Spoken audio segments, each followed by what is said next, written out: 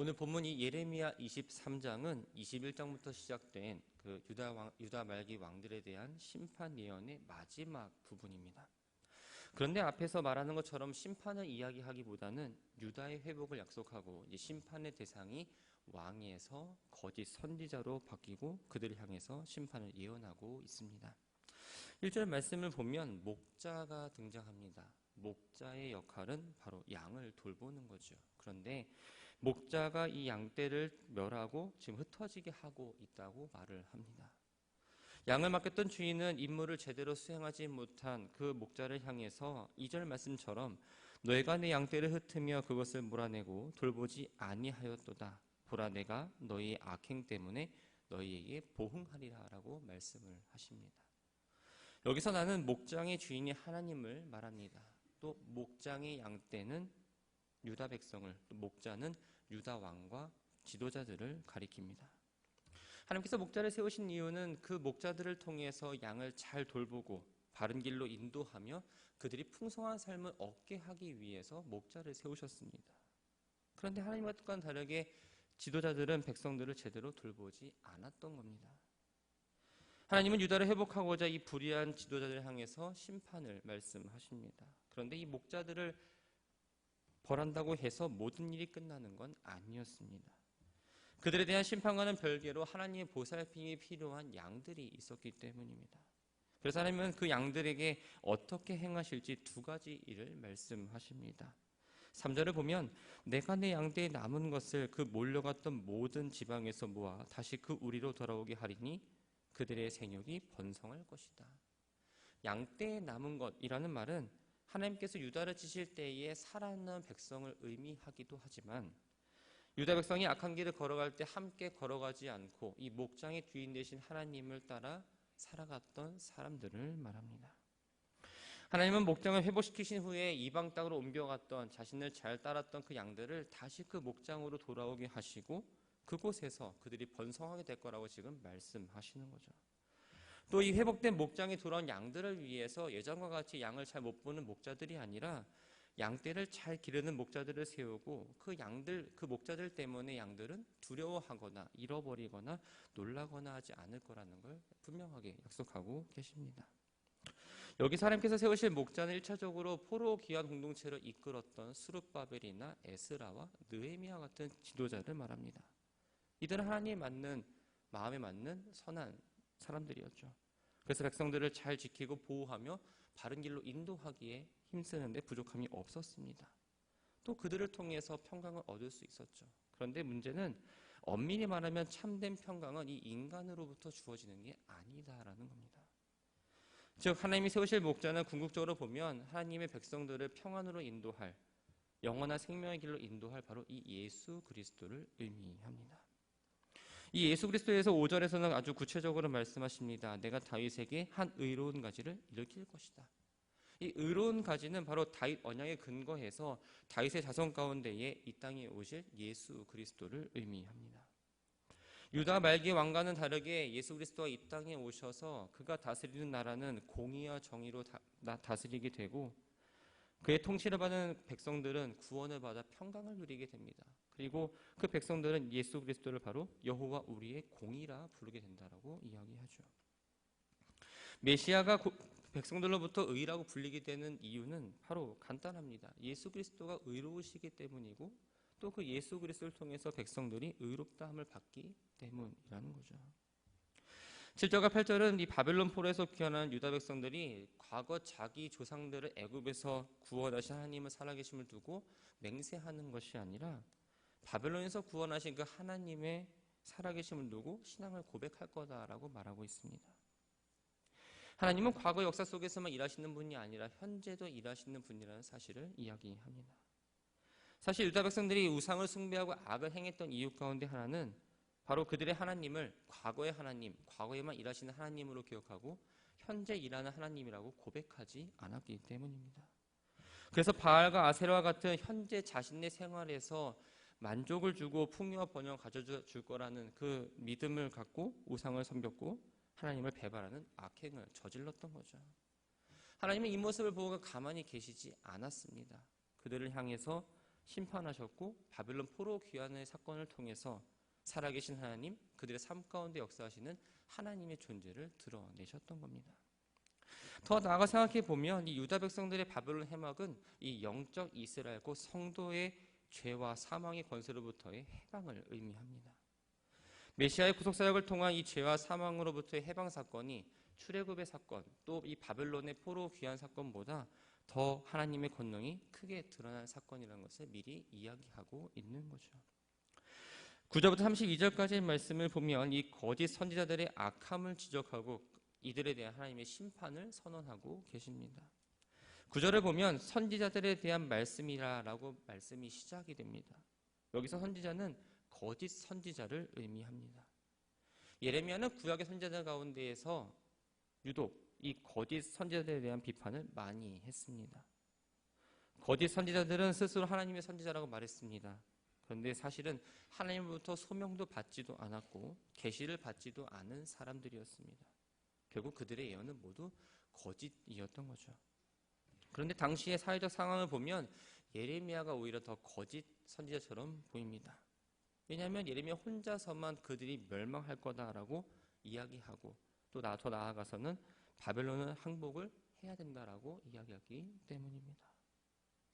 거짓 선지자들의 예언으로 인해서 악을 계속 저질렀음에도 불구하고 백성들은 회개하지 않았습니다. 결국 10절 말씀대로 유다는 간음하는 자가 가득하게 됩니다. 간음은 하나님과의 언약을 파기하고 우상을 숭배한 것과 또 도덕적으로 타락한 것을 의미합니다.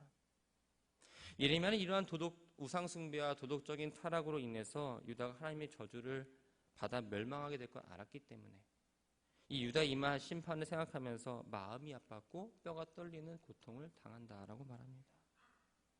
하나님께서는 유다 백성들이 이 죄악을 행하게 된 게 바로 이 종교 지도자들의 책임이라고 말씀하십니다. 선지자와 제사장들이 다 사악한지라 내가 내 집에서도 그들의 악을 발견하였노라. 백성의 지도자들로서 그들은 죄악을 지적할 수 있어야 했습니다. 또 그들이 거룩한 생활을 할 수 있도록 지도해야 했죠. 그런데 오히려 죄의 중심에 서서 죄악을 묵인하고 조장을 합니다. 또 거룩한 성전에서 우상을 숭배하고 가증한 행위들로 인해 결국 성전은 더럽혀지고 말았습니다. 결국 하나님의 12절 말씀대로 그들을 향한 심판이 반드시 이루어질 거라고 선포를 하시는 거죠. 13절을 보면 하나님은 유다의 그 거짓 선지자들의 행위가 얼마나 악한지를 이야기하기 위해서 북이스라엘의 선지자들을 언급하십니다. 또 그들이 행한 두 가지 우매한 일을 말씀하시는데 먼저 바알을 의지해 예언한 일이었고 두 번째는 그들의 하나님의 백성이 이스라엘을 그릇된 길로 인도했다라는 겁니다. 바알을 의지해 예언했다는 이 말은 하나님을 버리고 바알을 섬겼다라는 걸 말합니다. 그런데 예루살렘의 거짓 선지자들이 이 북이스라엘 선지자보다 더 강도가 심했던 겁니다. 그들은 육체적으로 음란한 간음을 행했을 뿐만 아니라 거짓을 말했고 악을 행하는 자의 손을 아주 강하게 해 주었습니다. 거짓 예언을 위해서 사람들은 자신들이 행하는 이 악에 대해서 전혀 회개하지 않습니다. 예루살렘의 거짓 예언자들과 잘못된 인도를 따라 온갖 악에 빠진 이 예루살렘 주민들은 마치 소돔과 고모라와 다를 게 없었던 거죠. 그래서 15절 말씀을 보면 보라 내가 그들에게 쑥을 먹이며 독한 물을 마시게 하리니 이는 사악이 예루살렘 선지자들부터 나와서 온 땅에 퍼짐이라 라고 말씀하십니다. 이 쑥과 독한 물은 바로 심판의 철저함과 고통을 의미합니다. 악을 경계하고 악한 자를 책망해서 이 회개케 해야 될 자신들의 본연의 임무를 망각한, 오히려 또 악을 조장하고 묵인함으로써 백성들을 죄로 오염시킨 이 제사장들과 선지자들을 향해서 고통을 주는데 그 고통이 아주 극심한 고통이고 심지어는 치명적인 죽음의 일까지 이르는 심판을 받게 될 거라고 지금 선포를 하고 계신 겁니다. 선지자들의 거짓 예언에 대한 성격을 16절부터 22절에서 말씀하고 있습니다. 그런데 이 성격을 먼저 말하기 전에 백성들에게 거짓 선지자들의 거짓 예언에 현혹되지 말라라고 당부를 합니다. 이 이유는 백성들이 거짓 선지자 예언을 듣고 현혹되었다고 해서 그 자신이 지은 죄에 대한 책임에서 벗어날 수 없다라는 것을 분명하게 이야기하고 있는 겁니다. 하나님은 거짓 선지자의 예언을 듣지 말라고도 말씀하십니다. 거짓 선지자가 하는 그 예언의 출처가 하나님에게 있는 것이 아니라 바로 그들의 마음 가운데에 있었기 때문입니다.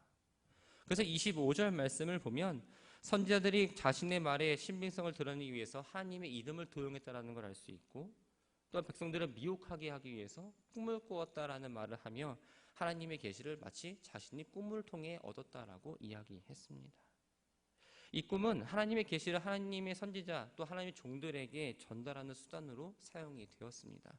그러나 이 모든 꿈이 하나님의 계시는 아니었던 겁니다. 거짓 선지자들은 꿈을 통해 자신의 하나님의 계시를 받았다고 얘기했지만 모든 것들은 다 자신들의 생각일 뿐이었던 거죠. 17절을 보면 이 거짓 선지자들의 행태가 나옵니다. 나를 멸시하는 자는 하나님을 경외하지 않고 우상을 숭배하는 완고한 백성들을 의미합니다. 또 마음이 완악한 대로 행하는 자란 하나님의 말씀을 거역하고 타락한 자기 욕심대로 마음대로 악을 행하는 사람을 가리킵니다. 하나님의 참 선지자라면 그들에게 하나님을 경멸하는 자는 경멸을 당할 거다라고 분명히 말할 수 있어야 했습니다. 그러나 오히려 선지자들은 너희가 평안하리라, 재앙이 너에게 임하지 아니하리라라고 계속적으로 거짓된 예언을 했던 겁니다.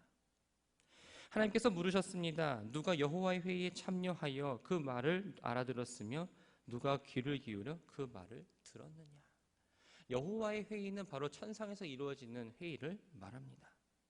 이사야가 하나님께 소명받을 때에 환상 가운데 여기에 참가한 적이 있었습니다.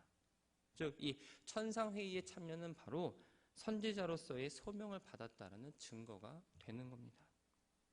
하나님께서 말씀하시고자 하는 건 이 유다 땅에서 거짓으로 평안을 이야기하는 사람들은 여호와의 회의에 참여한 사람이 아무도 없고 하나님의 뜻을 전혀 알지 못한 채 거짓을 계속 이야기하고 있다는 것을 말하고 계십니다.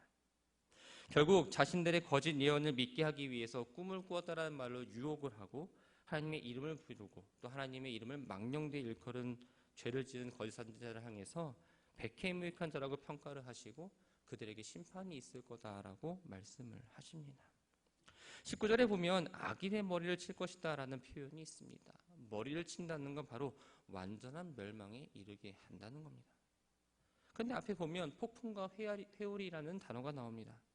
이 폭풍과 회오리의 바람은 고대인들에게 가장 두려움의 대상 또한 공포의 대상으로 여겨졌습니다. 즉 거짓 선지자들에게 임할 하나님의 심판이 얼마나 감당하고 어려운 것을 이야기해주고 있는 거죠. 거짓 선지자들을 향한 하나님의 심판은 반드시 성취가 됩니다. 그런데 하나님께서 심판을 선포했음에도 불구하고 전혀 회개의 모습을 보이지 않는 이 완고한 자들은 결국 심판이 다 끝나고 나서야 비로소 하나님의 말씀을 깨닫고 하나님의 진노의 위험을 알게 된다라고 말씀하고 있습니다. 33절부터 40절까지의 말씀은 이 거짓 선지자와 제사장 그리고 백성들에 대해서 다시 한번 심판을 예언하는 부분입니다. 33절 말씀을 보면 지금까지 예레미야의 심판 메시지를 거부했던 백성들이 심판 내용을 모욕하는 것처럼 다시 예레미야에게 질문을 합니다. 단어를 보면 계속적으로 반복되는 말씀이 있는데 바로 엄중한 말씀이라는 단어입니다. 이 단어의 원어는 바로 마사라는 단어입니다. 이 마사는 바로 무거운 짐이라는 뜻을 갖고 있습니다. 예레미야가 전하는 하나님의 말씀은 유다인들에게 아주 마치 무거운 짐과 같은 그들이 감당할 수 없는 엄격한 심판이자 경고였습니다. 그러나 사람들은 하나님 뜻을 알고 말씀에 순종하는 마음이 전혀 없었던 겁니다. 예레미야가 전하는 핵심은 바로 죄를 회개하지 않으면 하나님께서 유다를 심판하신다였습니다. 그런데 유다 사람들은 자신들이 먼저 하나님의 선택받은 백성입니다. 우리에게는 성전이기 때문에 결코 이 유다는 무너지지 않는다라는 생각을 갖고 있었습니다. 또 예레미야가 전하는 메시지는 늘 이 죄에 대한 언급이었고 책망과 심판의 경고가 늘 한결같았습니다. 그들이 거듭된 책망과 경고에도 불구하고 죄에서 돌이키지 않았기 때문에 늘 반복적으로 계속적으로 유다의 죄를 언급하고 심판을 말했던 거죠. 그런데 유다 백성들은 예레미야가 늘 한결같은 말만 한다고 여기고 기존과 다른 하나님의 그 엄중한 말씀을 계속적으로 요구했던 겁니다. 유다 백성들의 질문에 하나님은 이렇게 말씀하십니다. 내가 너희를 버리리라. 이것만큼 하나님 백성들에게 아주 엄중한 말씀은 없었는데 불구하고 그들은 그 말씀이 무엇인지를 알지 못했습니다. 또 하나님께서 여호와의 엄중한 말씀이라는 말을 사용하지 말 걸 거듭 경고하셨습니다. 그렇지만 여호와의 엄중한 말씀이라고 하면서 이 거짓 예언을 하는 유다 사람들을 향해 하나님의 심판이 반드시 임하게 되고 그들은 영원한 치욕과 잊지 못할 수치를 당하게 될 거라고 말씀하십니다. 여기서 말하는 수치와 치욕은 바로 바벨론에 의한 유다 백성들의 멸망과 또 바벨론 포로 생활로 인해서 나타나고 결국 말씀대로 성취가 됨을 우리는 알 수 있습니다. 주신 말씀을 정리합니다. 유다 말기 시대에는 바른 말을 하는 사람, 진리를 가르치는 사람보다 거짓을 말하며 거짓 평안을 약속하는 사람들이 많았습니다. 근데 잘 생각해 보면 오늘을 살아가는 이 땅의 삶과 결코 다르지 않다라는 겁니다. 속고 속이면서 이 속임의 터 위에 자신의 삶을 세우려는 사람들이 너무나 많습니다. 수고 없이 얻는 부유함과 노력 없이 얻기만을 바라는 복, 그 복만 얻으면 그만이라 생각하고 남을 속이고 정직하지 못한 행동을 너무나 많이 한다는 겁니다. 오히려 정직하면 손해를 본다 생각하고 정직한 길을 가르는 사람들에게 고지식하다 또 어리석다라고 멸시하기도 합니다. 예수를 믿는 우리는 이런 세상 풍조에 휩쓸리지 않고 거룩함을 유지하며 살아야 하지만 우리 역시 눈을 한번 감고 세상 사람들과 다르지 않은 세상의 소리에 오히려 더 귀를 기울이며 살아가는 모습을 보일 때도 있습니다. 하나님의 말씀을 업신여긴 사람은 이방인이 아니라 바로 언약 백성들입니다. 오늘로 말하면 바로 우리라는 거예요. 그리스도인이 하나님의 말씀을 듣지 않고 그 말씀을 가볍게 여기고 진지하지 않는 태도로 삶을 살아간다라는 겁니다. 하나님의 말씀은 단지 좋은 말씀, 단지 좋은 글귀가 아닙니다. 성도가 늘 귀 기울이고 마땅히 따라야 될 음성, 길을 알려주는 하나님의 말씀, 내 삶을 지탱해주고 내 삶을 이끌어가는 말씀이라는 사실을 기억하시기 바랍니다. 사랑하는 성도 여러분, 여러분들은 예배의 자리에 나와 말씀을 들을 때 어떤 마음으로 앉아 계십니까? 주의 말씀은 나를 안내하는 등불이며 내 길을 비춰주는 빛입니다. 어둠 가운데에 예수 그리스도를 믿음으로 우리의 자리가 빛의 자리로 옮겨졌습니다. 우리는 거기서 만족하면 안 됩니다. 어둠의 길을 걸어갈 때에 나를 인도하시는 하나님의 말씀을 믿고 하나님의 말씀을 듣고 하나님의 말씀을 사모하며 하루하루를 살아가야 하는 거죠. 거짓과 속임이 가득한 이 세상 가운데에 세상에 들리는 거짓된 평안과 번영이 아니라 하나님의 말씀에 귀 기울이시며 하나님이 주시는 그 복을 추구하며 살아가는 우리 모두가 되기를 축원합니다. 그래서 하나님이 허락하신 은혜를 늘 날마다 맛보고 그 말씀에 비추는 내 삶 가운데에 더욱더 믿음을 세워나가고 기도하며 하루하루 주어진 시간을 신실하게 살아가는 우리 모두가 되기를 주님의 이름으로 축원합니다.